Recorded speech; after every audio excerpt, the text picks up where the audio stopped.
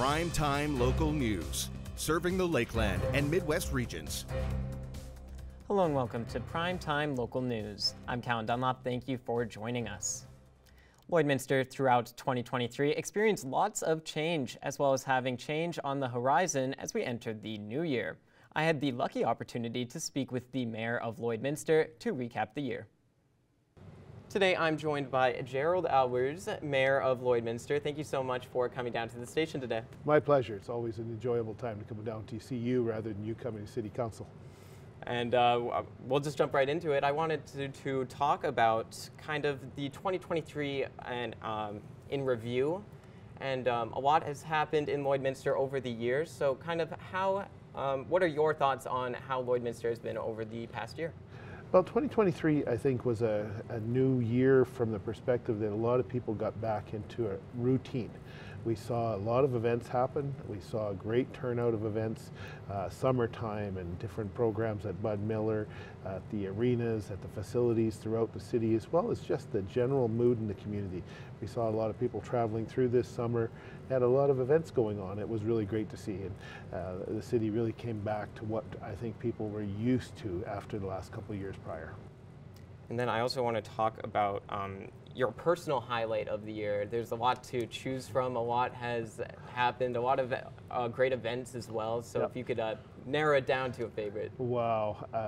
I guess the biggest one personally was to see the completion of the wastewater treatment plant because that had such an implication on our city, but also on myself as mayor due to some of the federal regulations that had to be met, and the team was able to accomplish that. You know, that was a project in the making over 6 years, 2 different councils. That, to me, that was huge. There were so many other great events, you know, just seeing people gather this summer for the parade. That was an exciting time to be in the parade. I think the streets were lined. We had beautiful weather, you know, from that perspective. You know, the community as a whole is just, it's got some great vibes to it. And I think that's what makes 2023 a really memorable year for myself. And a lot of change coming specifically in the council chamber with Aaron Buckingham getting the fire chief role. A lot of change coming soon to the council chamber. So on your side of things, how are you feeling about going into this new year with a lot of change? Well, I think that, you know, change is something that I talk about often, and sometimes we don't have change for 4 years in the form of council, but that's happened now in our 3rd year. Certainly want to thank Aaron Buckingham for his service as a councillor. Great fit for the fire chief, and congratulate him on that new role that he's going into. It's going to open up a position, so there'll be someone new to council. So there's expectations that sharing information, and I know our legislative team will do that. It's an exciting time. We'll also have a municipal election, general municipal election in the fall of 2024. So there's a lot of things to be considered in the next 11 months. Someone's going to have to consider applying for a very short-term job, really less than 8 months, 7-8 months, and they're going to be back into another election. So lots of interesting discussion in the community. I know people are asking me, you know, have you talked to anybody that's interested? Have they expressed interest? And there's certainly people have expressed interest. So yeah, it'll be an exciting next couple months at City Hall from that perspective, because there's the orientation, getting people up to speed, because there's a lot of information that we share, but there's even that much more information that a person that gets into the elected position needs to be aware of, and the requirements and things like that. So it's a very exciting time going forward because it'll prep us for the fall of 2024. We've talked about it a lot at council, but I do want to talk about Lloyd on a budget side of things. Financially, how is the Lloyd standing in your opinion? Well, you know, it's been an interesting number of years, serving 7 years now as mayor. We often discuss this, what you inherit when you come into the role as an elected official, be it a councillor or the mayor, and where we stand. We've seen a lot of changes at City Hall and financial reporting and information that way, and how we're organized somewhat. It has always been an organization, but how do you organize that you feel that it's most effective? And the city manager has done a great job of doing that. You know, I feel comfortable. I always would like to have more money in the bank because of issues that come up and timing. But at the same token, we have reserves. I wanted to share with people there's two sets of reserves. One's called the restricted reserves that come from off-site levies with development. New development brings off-site levy money to the city, but that also helps secure that money for those major projects like major trunk lines, water, sewer, extending those out and for paying for the long haul. Then there's the unrestricted reserves that are there for projects like the Cenovus Energy Hub, different projects, be it the downtown and other projects where we just don't have the money sitting. That's that sort of that piggy bank that people have, and I don't want to call it a rainy day fund, it's truly a piggy bank. So I'm trying to manage that, putting some away, but also needing to be able to withdraw. And there's quite a discussion around council administration as to, what is that comfortable level, because government grants, we don't take for granted. We know they come every year, but if they don't come, or if we had a major issue at the water treatment plant or other facilities, if we had I hope it never happens, we lose a building to a fire, a civic building to a fire. Those are all challenges that all of a sudden pop up, because the expectation is you will have that building, whatever that service. And the city provides a lot of services to people in and around our community. Start with the library, the Vic Juba, the recreation facilities, from arenas to ball diamonds, to all those things, as well as everything we do each and every day, the water, sewer, roads, fire protection and policing. So there's a lot to the city that I think that people don't always think about from that perspective. It's something that, I don't lose sleep over it most nights, but I know council and I and work with administration to ensure that we're getting good value from the taxes, from the tax dollars paid, and what services are delivered, because very seldom do I hear from people that say, boy, I don't think we should have a library, or we shouldn't support the Vic Juba, or yeah, the arenas, there's too many arenas, we should close a couple of arenas. Those are the conversations we don't usually hear. And at the end of the day, your tax dollars are put to use each and every day to do that. From that perspective, there's operational dollars and there's capital dollars. And the operational dollars, there's not a lot of change usually. What we've seen is an increase in costs on all fronts. Our fuel costs, labor, the supply of materials and goods, inflation has eaten away at us pretty challenging. On the other side, capital costs. We'll be talking about those on next Monday again, and ensuring that we're trying to keep a lid on things as best as we can, but a lot of things are outside our control. And the interest rate, that is a concern. It's something that we take very seriously at the City Council, because if we borrow money for a capital project, the lower we can get the interest rate, the less that has to be paid. It's that simple. It's no different than anybody's mortgage. If you're out shopping for a mortgage, I think you can relate to that totally and appreciate their concerns as a homeowner or a property owner if you've got a mortgage on your property. We have the same issue going on with capital investments at the city when we borrow money. Lastly, I just want to touch on 2024 fast approaching. How is Lloyd poised to enter the new year and years following? Well, 2024 is going to be an exciting year in our city from many perspectives. There's so many things that are coming to the city that have a positive. So first, Cenovus will be doing a major shutdown or turnaround at the upgrader. We're looking at, I understand, 45 days, about 3,000 people involved, which is significant for hotels, restaurants, just even suppliers of materials to the Cenovus Energy Company.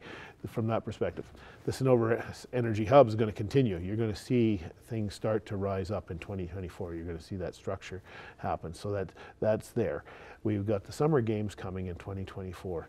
We've got the CPCA finals, the Lloydminster Nissan CPCA finals.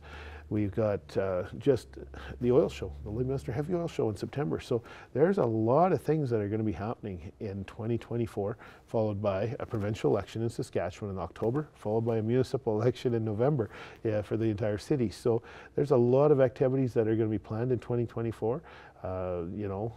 I just hope we get some snow in due time and we get some rain and moisture to support our agricultural and ranchers from that perspective, because you can't grow crops and grow grass without moisture. And something I keep an eye on as well, because that has an effect on our community as well. So there's some great things, and I don't want to plant too much pessimism. We'll get there. The snow can come, but I'd sure appreciate it after the first when we start a new budget year, because we did beat up the snow budget pretty good this past 2023. Well, thank you so much for coming down to the station to talk about this. It's a real pleasure, and you know, I really wish people all the best in 2023 as we head into 2024, and very excited about where 2024 lies for the city on both sides, because you know, we have one city, but we have two provinces to deal with, the federal government, and we'll continue to navigate those channels as best as we can. Thanks again. Thank you. Now here's our Abby St. John with our first look at weather.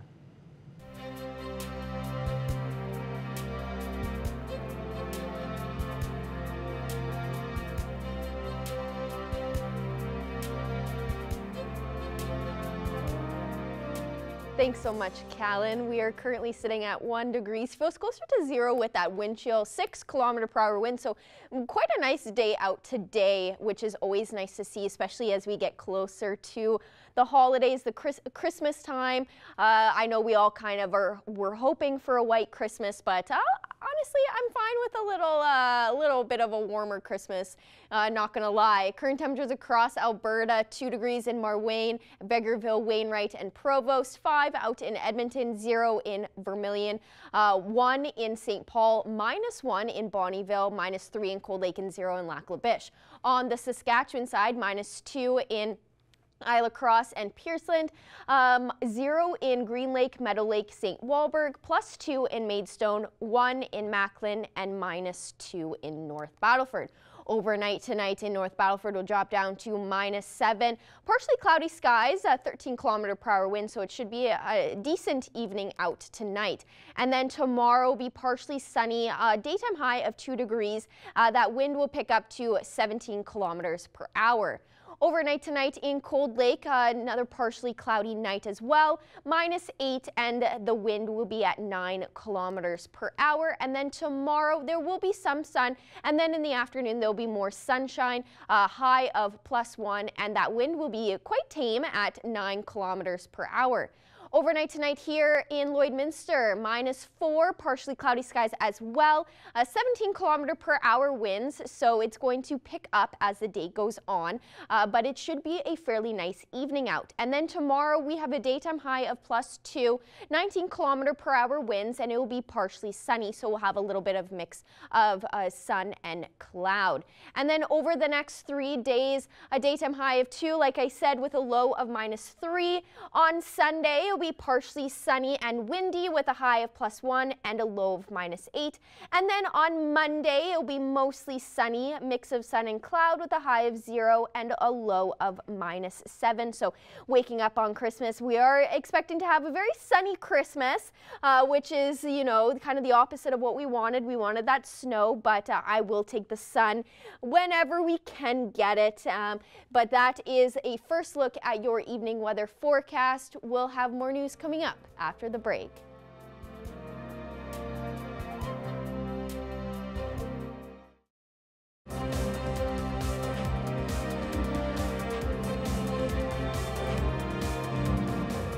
Cattle prices have been quite low for a majority of the 2020s. And with poor growing seasons, cattle herds were reducing in numbers quite rapidly. However, a good bounce-back year in 2023 has agriculture experts and producers alike looking forward to 2024. Today, I'm happy to be joined by Shannon Eaton of Eaton Livestock. He's one of the purchasers of cattle here in the Lloydminster area and across all of Alberta. And so thank you so much for being with me today, Shannon. It's always a pleasure. All right, Shannon, so the 2022 year was definitely not a preferable year for cattle producers and cattle buyers as well, as prices were quite low and just weren't very good considering how high inflation was raising there. So talk to me about just the 2022 year and leading into 2023 and some of the worries that purchasers and cattle producers like yourself had with at the beginning of the 2023 year. Well, with 2022 having been quite a dry year, and there was a lot of volume had moved. The price of the cattle, it was on a bit of an incline, but as we hit the start of 2023, that's when the ball really got rolling, and the prices of these calves really took off. And so talk to me about what were some of the major factors for 2023 that led to such good prices, and as well why they were able to hold so good from early in 2023 all the way up to now, as prices have continued to stay at least very solid kind of as we finish up here in 2023. Well, if we go to the cattle futures were on a steady incline all the way through the end of 2022 and in through 2023, where we saw on the futures for live cattle hit right at $2 a pound US, which would equate at that time to approximately 270 Canadian. So with the futures going so high, the live cattle, our cattle actually follow suit. So our slaughter prices were on an incline for a whole year, where we saw fat cattle in Western Canada hit 415, 417 dressed, which would equate to approximately 250 live. And so therefore, with the cost of grain starting to slide, the price of the feeder cattle continued to incline. And so finally, to start, let's look forward to now 2024. Are these prices going to continue to stay steady for our producers, and so that those producers that still have their cattle and are still producing beef for Canada and the world are still going to have good prices to finish out into 2024 and still be able to sell their cattle to the market and be able to continue their inputs, whether they're commercial farmers or purebred farmers? Well, I think for the first half of 2024, we're going to see at these markets, we're going to see very small numbers. In talking to the owners and the managers of these cattle markets, their numbers are up 10 to 15%, but yet the cattle numbers in Canada are down 20%. So what that's telling me, and we saw this all fall, that none of the ranchers were holding any cattle back. It didn't matter if it was a 250-pound calf, it didn't matter heifers, they all went on the truck this fall. And so therefore, I think we're going to see a very shortage of feeder cattle from January into June. So I think with the grass market, I think in Western Canada, we're going to be a very solid market. Again, we saw so many slaughter cows hit the market this fall, that I think our cull cow market is going to be astronomically high. And I may be out to lunch, but I wouldn't be shocked if we saw slaughter cows hit 170, 180 here in the spring and summer months. Well, that's very good to hear for our cattle producers here in Lloydminster, of course, many in the Lloydminster and greater area. So thank you so much for all the information, Shannon, and we will definitely talk to you more about the cattle markets as we get into 2024. And thank you so much for talking to me today, and we've talked to you a few times throughout 2023. So it's been a pleasure, and we will have more cattle market and just cattle news in the year 2024. Now here are your stock market prices for today.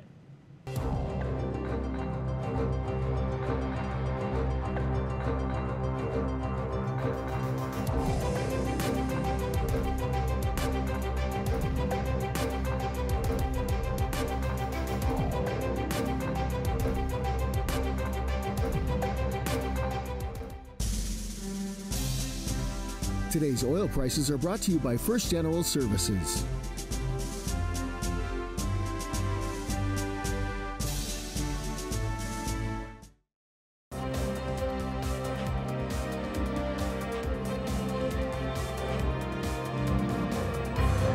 It's been an exciting year for the Lloydminster Bobcats, not only in their success on the ice in the Alberta Junior Hockey League, but also in the community, with events both old and new throughout the border city. Our Thomas Wildman met with General Manager Nigel Dubé to wrap up 2023. Today I'm joined by Nigel Dubé, the general manager of the Lloydminster Bobcats, and he's here today for a year-end wrap-up interview. And so thank you so much for being with me today, Nigel, and throughout the entire year for being so charitable to us and doing lots of stories with us. You bet. Thanks for having me on. All right, Nigel, so we'll start with last season. You guys started out having an exceptional year and made it into the playoffs and had the highest attendance that you've ever had as being the general manager here of the club. Just talk to me about last year and all the successes you guys had in making that playoff series and having just such good attendance back up after the COVID years.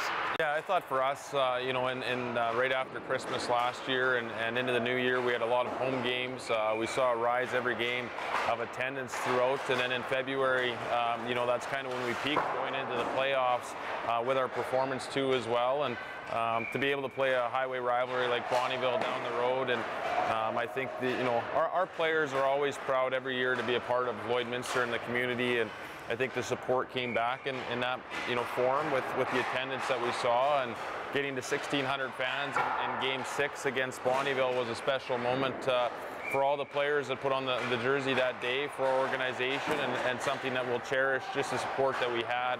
And we've seen that continue on and through the summer and into the start of the season here this year too as well. But we're proud of our team, we're proud of the community, and I think that's a big part of it. And then now coming into this year, you guys are still being a very successful hockey club, but one big thing that came out in the summer was that you were stepping away from being the head coaching duties, and then you guys have brought in a new head coach alongside Jeff with being the assistant coach. So talk to me about that and how successful the new head coach has been alongside just getting this team back to being very successful with the crowd coming back for this new season. Yeah, well, for us, going into the 6th season here in Lloyd, I think it was one of those. We had a game plan that we wanted to continue to grow our organization. You'll go back to January last year when we brought in Jeff Woodka, and we saw right away the impact he had with our team and the development through our players, and then to add Brad this summer and be able to retain Jeff was a huge piece of that, and the staff here. And there's less hockey trades every year moving forward, it seems, and you really have to be able to develop the players within, and that's what we've set up as a structure here now this season, and continue to see the growth of our players. And it goes back to the attendance and the support too as well. I think we have one of the best schedules in my time here as far as Friday and Saturday games, and being able to have minor hockey come out on the weekends, and that youth, and instead of playing so many weekday games, has really helped our attendance too, and just the connections that our players make with the young ones in hockey school in the summer, and the same kids are coming back and watching now on the ice, and being role models in the community is a big part.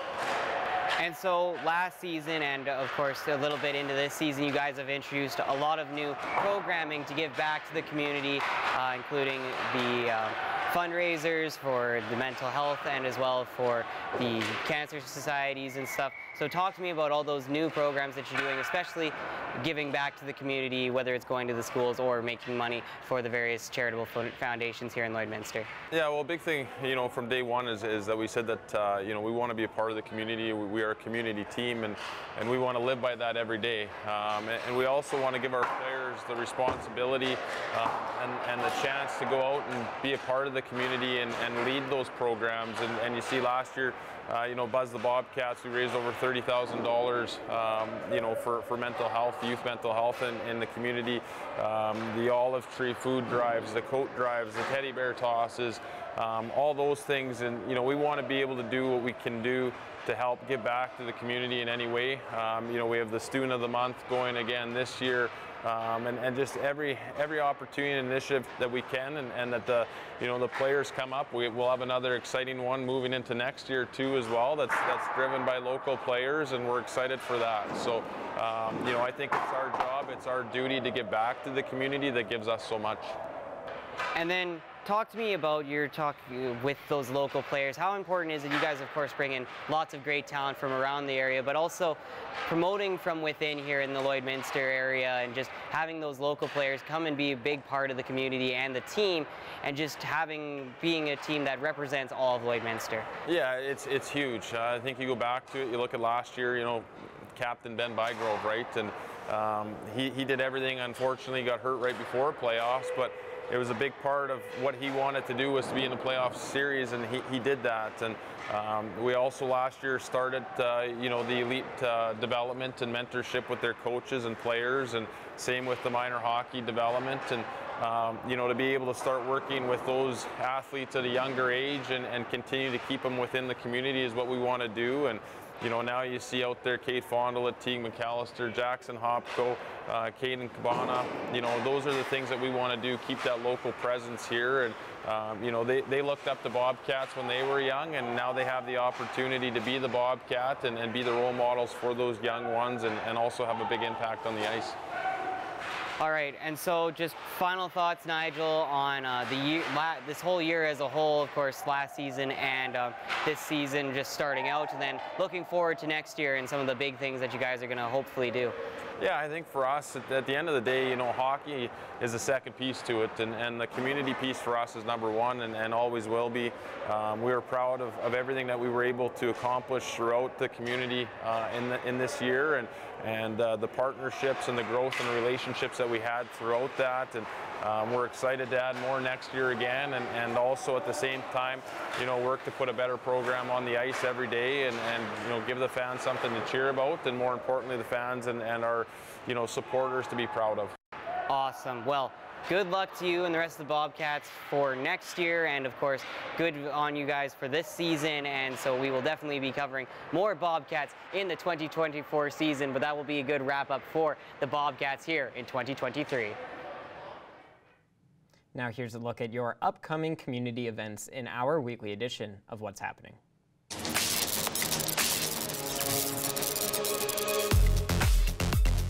Christmas is only a few days away, and there's a couple of places in Lloydminster that you can visit to really get into the Christmas spirit by seeing all the beautiful Christmas lights. One of them is right here at Kiwanis Park. They've got so many beautiful lights and great Christmas displays, so make sure you stop by and enjoy it with your family this Christmas. Another place that you'll want to visit is the Lights and Sounds of Christmas House. Jerry Frank and his family, once again, they put up some great Christmas decorations. There's some great Christmas music, and make sure you check out the backyard when you go there as well. It has been transformed into a winter wonderland. You're going to find the Lights and Sounds of Christmas House at 5704 30th Street, and the show at the house, it's going to run from 5 until 10 p.m. every night right up until January 6th. A couple places that you can go to really get in the Christmas spirit.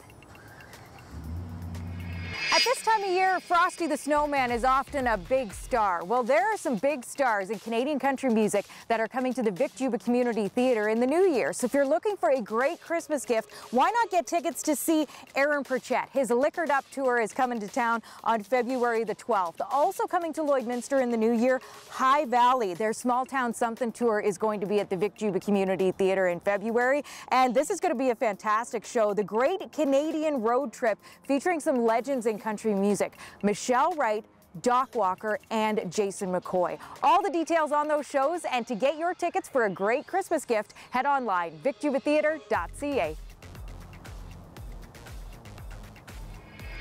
And the B. Fisher Foundation hopes you ring in the new year with them. Their New Year's Eve party this year, it's a Las Vegas theme. There's going to be great food, great entertainment, a whole lot of fun, and it supports a great cause. bfisher.com to get all the details and to get your tickets. Well, whatever you choose to do this weekend, we hope you stay safe, stay healthy, and have a Merry Christmas.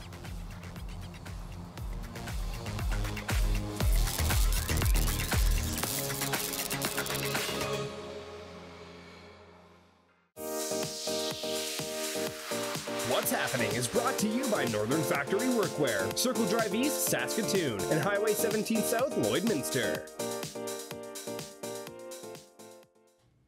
Now here's our Abby St. John with another look at weather.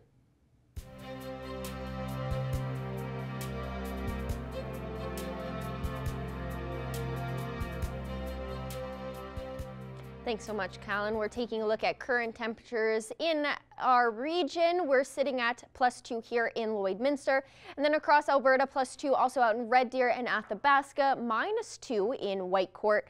-3 in Cold Lake, 5 in Edmonton and Jasper, and 1 in Rocky Mountain House and in Edson. And on the Saskatchewan side, 1 degrees out in Meadow Lake and Saskatoon, -2 in Prince Albert and North Battleford, and -3 out in Melfort. If we go up north in Saskatchewan, -6 in Uranium City, -5 in Stony Rapids, -1 in Wollaston Lake, South End, Buffalo Narrows, and La Loche, and -4 out in Flin Flon. And then on the Alberta side, +3 out in Fort Mac, -8 in Fort Chipewyan, -2 in Peace River, -9 in High Level, -1 in Grand Prairie, and 0 out in Slave Lake. Heading down south in Alberta, +3 out in Coronation, 7 in Medicine Hat, 11 in Lethbridge, 4 in Calgary, and 5 out in Banff. And on the Saskatchewan side, 3 out in Kindersley and Estevan, 5 in Swift Current, 6 in Moose Jaw, 4 in Regina, and 1 out in Yorkton. Overnight tonight in North Battleford will drop down to -7, partially cloudy skies, 13-kilometer-per-hour wind, so it shouldn't be too bad of an evening. Overnight tonight in Cold Lake will also be sitting partially cloudy, low of -8, and the winds will be relatively calm at only 9 kilometers per hour. More overnight temperatures across the region, -7 in Meadow Lake and Bonnyville, -4 in Provost, -5 in Isla Crosse, and -6 in Paradise Hill. All those areas mainly clear to partially cloudy skies overnight tonight, and the winds aren't too strong in the majority of the region. A little bit stronger in Paradise Hill at 15 kilometers per hour. More overnight temperatures across the region, -5 in Murnum and in Unity, -8 in Pierceland, -4 in Wainwright, and 1 out in Calgary. And again, looking at partially cloudy to mainly clear skies. And it goes the same for here in Lloydminster, low of -4 with a little bit of cloud coverage, but that wind will pick up to 17 kilometers per hour, so it may be a little bit windy here in the border city. And then over the next 7 days, a high of +2 and a low of -3 for tomorrow, mix of sun and cloud. And that's the same on Sunday as well, partially sunny skies, but it will be a little bit windy with a high of 1 and a low of -8. On Monday, mostly sunny day for Christmas with a high of 0 and a low of -7. On Tuesday, mostly sunny as well with a high of -1 and a low of -6. Expect a very sunny day on Wednesday with a high of 4 and a low of -4. On Thursday, a mix of sun and cloud with a high of 1 and a low of -6. And then on Friday, a mostly cloudy day with a high of 5 and a low of -5. That's a look at your 7-day forecast. We'll have more news coming up after the break.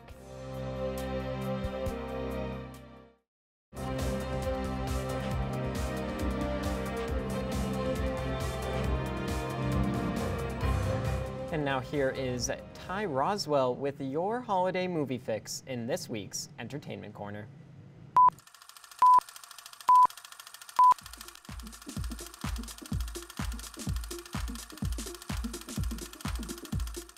I'm Ty Roswell, and I'm here once again at May Cinema 6 to give you the scoop on what's going on in the movie world this weekend.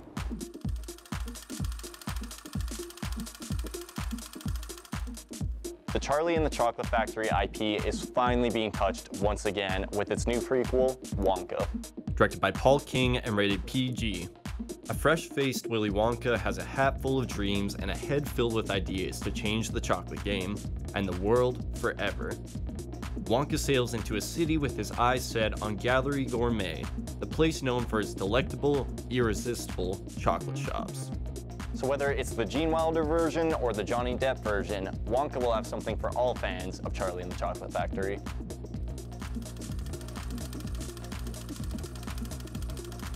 So our big premiere this weekend is Aquaman 2: The Lost Kingdom. Now, this might be the last outing for Jason Momoa as Aquaman, so you're going to want to get down here and check it out.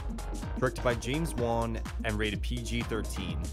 After failing to defeat Aquaman the first time, Black Manta wields the power of the mystic Black Trident to unleash an ancient and malevolent force. Hoping to end his reign of terror, Aquaman forges an unlikely alliance with his brother, Orm, the former king of Atlantis, starring Jason Momoa and Patrick Wilson. Now, this is the last film in the DCEU, so if you're a fan of DC, make sure you get down here to May Cinema 6 and check it out. So that's it for this week on the Entertainment Corner. But remember, if not everything we talked about is up to your speed, there's plenty of others to choose from here at May Cinema 6.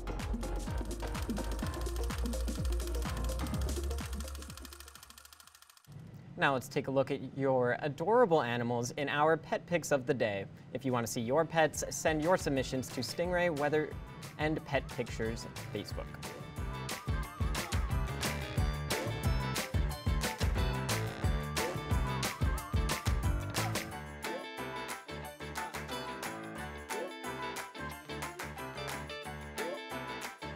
We want to see your pets. Send photos of your pet and their name to have them featured on Pet of the Day.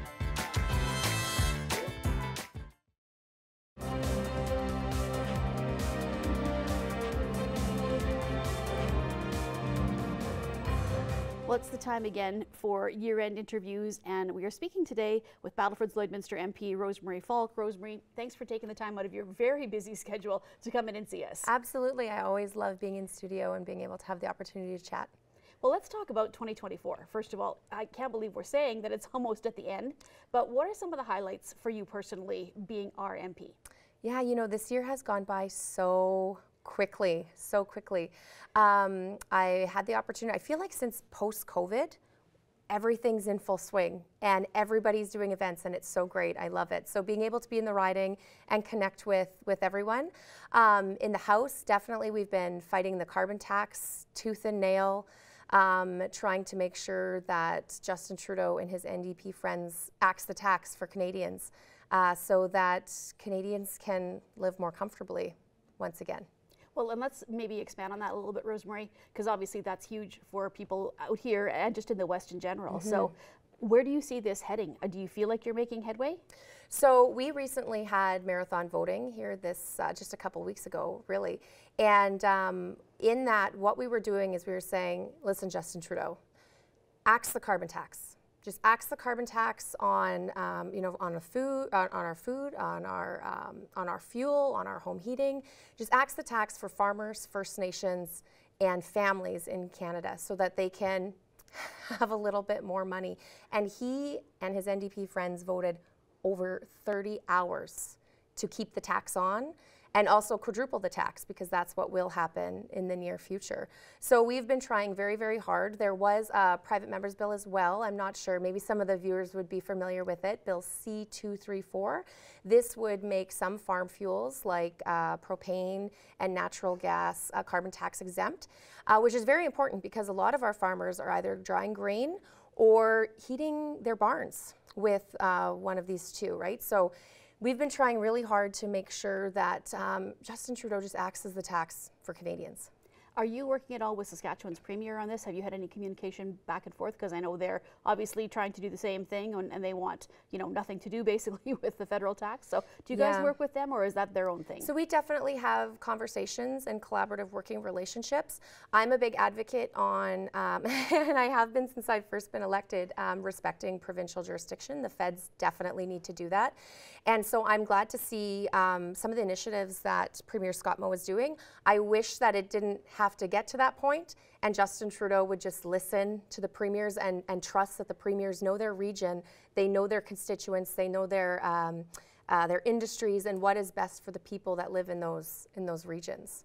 Now, what about for you personally, Rosemary, private members' bills, things like that? What are some of the things you're proud of, just yourself, for this year? For sure. So I recently had a private members bill that did kind of go through the process. It was just in committee. I was in committee a few weeks ago defending the bill. So that's super exciting. The Liberals have stolen my bill, ironically, and put it in their fall economic statement and their mini budget. I don't know how serious they are about it, though. I mean, the fall economic statement was presented in November.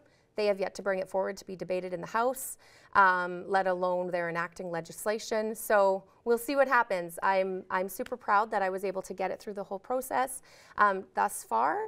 And hopefully, you know, if it's the Liberals that take it or me taking it across the finish line, it doesn't matter, as long as those families that are adopting and starting their family through surrogacy have that opportunity to that leave. So it matters. What are you looking forward to doing now? Are you going to try bringing more private members bill forward, or do you have a focus that's coming through heading into 2024? Yeah, so we get one lottery draw per session with a PMB. So mine's taken up. That being said, being able to advocate and fight for the constituents of Battleford's Lloydminster, taking their concerns to the floor of the House of Commons, but also to the caucus room, I am so honored to be able to do that. So continuing to fight for affordability. We're in a cost of living crisis. We know that there has never been a moment in time in Canada where this many Canadians have been accessing food banks.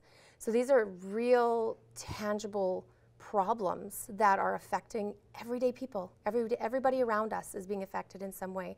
So being able to advocate and fight for them and bring common sense solutions to some of these problems Canadians are facing is such an honor, and I look forward to continuing to do that in the new year.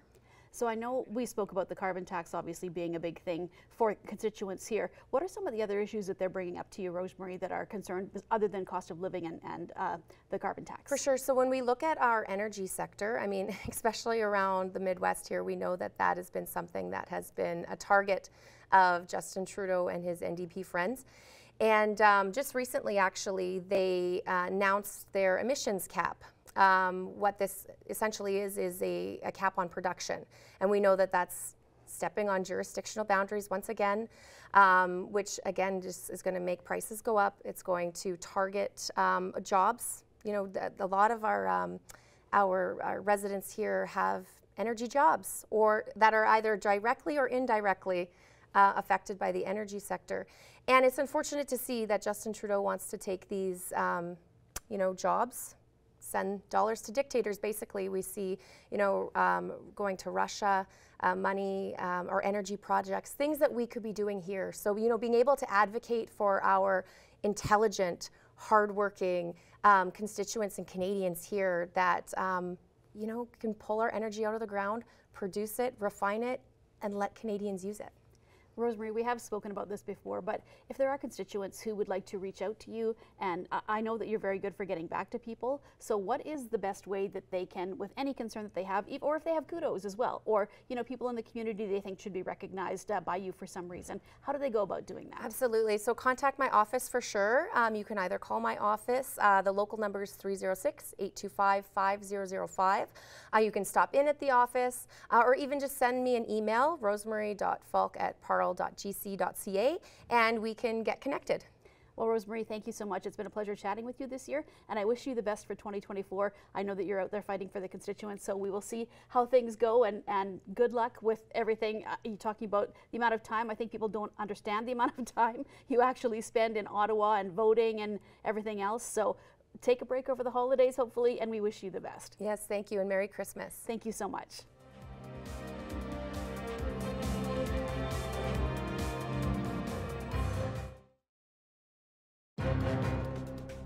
Furniture set and design supplied by Furniture Gallery, downtown Lloydminster.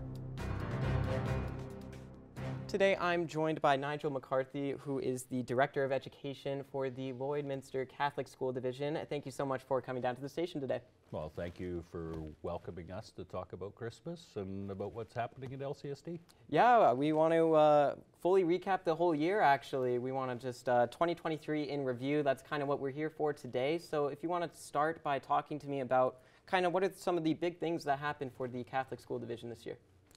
Well, certainly opening Holy Rosary and having our new programming as well as the extension was a big moment for us as a school division, and getting to host folks from across the province to usher in a new era at our high school was very rewarding.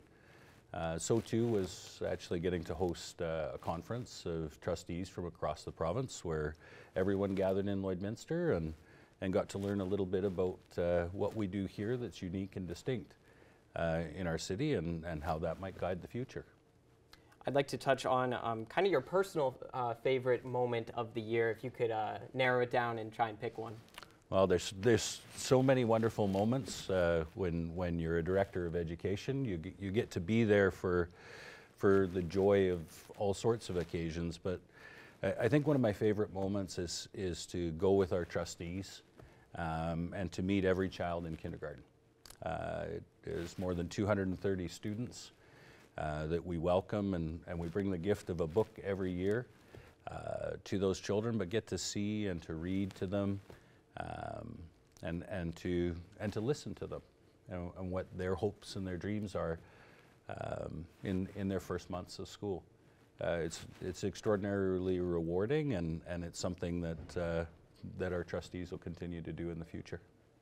What are some things that you've noticed in this year compared to years in the past, and just on how the school year has run? Well, I think every school year is unique and distinct. You know, as we see the progression of technology and the progression of the career lives that young people are moving into, education changes and continues to evolve. So whether it's, you know, programs in biomechanics that start to use AI, and whether it's looking at new brain research and how we would better teach reading, these are the things that excite us about the future and about the possibility of, you know, of bringing people closer together and giving them more fulfilling lives through education. I'd like to touch on that future in 2024 specifically. What is kind of on the horizon for the Lloyd Catholic School Division in 2024? Well, you know, we'll have a beautiful springtime. We look forward to the class of 2024 graduating. These are students that came to us 13 years ago and have walked through a really extraordinary time in education. We think we've set them up well for the next stage in their life. But, you know, as we look forward into 2024, you know, we have basketball ahead of us. We have sport and arts and, you know, film nights and plays and spring band concerts.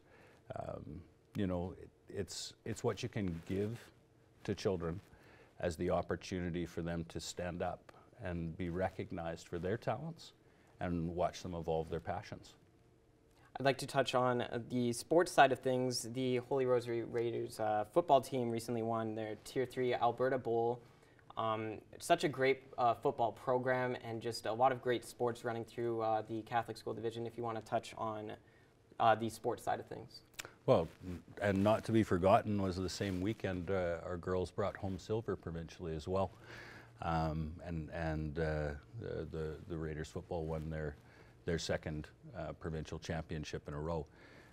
And as we grow as a school, you know, our athletics continues to be a defining factor of how students pursue success. And it's not just athletics, it's arts, it's academics. And these are the foundations for how we move forward and develop that ethical sense, that spiritual sense that gives you a fulfilling life after you leave school. Lastly, I just want to touch on kind of what you are most hopeful for yourself just entering into the new year with just kind of everything going on in the world. Well, you know, I think at Christmas we all look for peace on earth. And I think we're called to ask ourselves each day, how do we promote that peace with the peace and joy of our classrooms and in what we teach children? Because they will lead us in the future.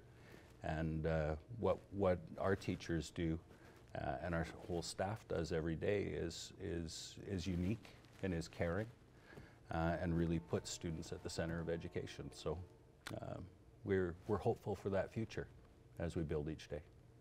All right, perfect. That is all the time that we have today. Thank you so much again for coming down to the station to talk about this.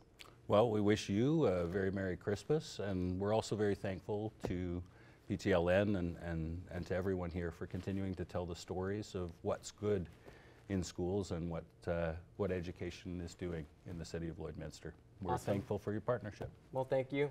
And have a Merry Christmas. Merry Christmas to you too. And that is all the time we have tonight on Primetime Local News. Thanks so much for watching, and happy holidays.